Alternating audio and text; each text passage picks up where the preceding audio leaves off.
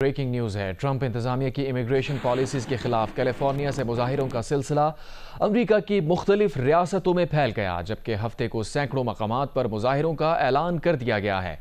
Immigration حکام کے خلاف بالٹیمور، نیو یارک، اٹلانٹا اور شکاگو سمیت مختلف شہروں میں بھی مظاہرے کیے گئے۔ نیو یارک میں 2500 سے زائد افراد نے مظاہرہ کیا، جن میں سے 83 کو پولیس نے مختلف الزامات کے تحت گرفتار کر لیا۔ سان فرانسسکو میں 150 اور شکاگو میں 17 مظاہرین گرفتار کیے گئے۔ سان انٹونیو، فلیڈلفیا اور سیاٹل میں بھی احتجاج کیا گیا، جبکہ گورنر ٹیکساس گریگ ایبٹ نے مظاہروں سے نمٹنے کے لیے نیشنل گارڈ تعینات کرنے کا اعلان کیا ہے۔ کیلیفورنیا کے جنوبی علاقوں اور سینٹرل کوسٹ سے 330 مظاہرین گرفتار کیے گئے۔ کرفیو نافذ کیے جانے کے بعد لاس اینجلس میں فوج کو شہریوں کی حراست میں رکھنے کا اختیار بھی دے دیا گیا ہے، جہاں مظاہرے چھٹے روز میں داخل ہو گئے ہیں۔ 700 مرینز اور 4000 نیشنل گارڈز لاس اینجلس میں تعینات کیے گئے ہیں۔ فوج سرکاری عمارتوں، اہلکاروں اور امیگریشن حکام کی حفاظت کرے گی۔ 1878 میں بنائے گئے قانون کے تحت عمومی طور پر امریکی فوج بشمول نیشنل گارڈز کو شہریوں پر قانون نافذ کرنے کے لیے استعمال نہیں کیا جا سکتا۔ تاہم ٹرمپ انتظامیہ نے ایک اور قانون کا سہارا لیتے ہوئے یہ تعیناتیاں کی ہیں۔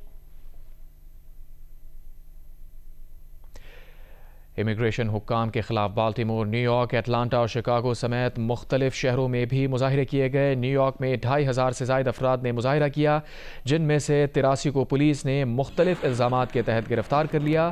سان فرانسسکو میں 150 اور شکاگو میں 17 مظاہرین گرفتار کیے گئے۔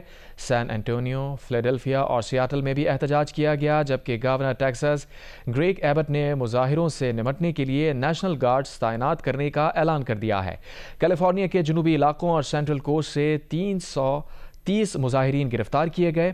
کرفیو نافذ کیے جانے کے بعد لاس اینجلس میں فوج کو شہریوں کو حراست میں رکھنے کا اختیار بھی دے دیا گیا، جہاں مظاہرے چھٹے روز میں داخل ہو گئے ہیں۔ 700 مرینز اور 4000 نیشنل گارڈز لاس اینجلس میں تعینات کیے گئے ہیں۔ فوج سرکاری عمارتوں، اہلکاروں اور امیگریشن حکام کی حفاظت کرے گی۔ 1878 میں بنائے گئے قانون کے تحت عمومی طور پر امریکی فوج بشمول نیشنل گارڈز کو شہریوں پر قانون نافذ کرنے کے لیے استعمال نہیں کیا جا سکتا۔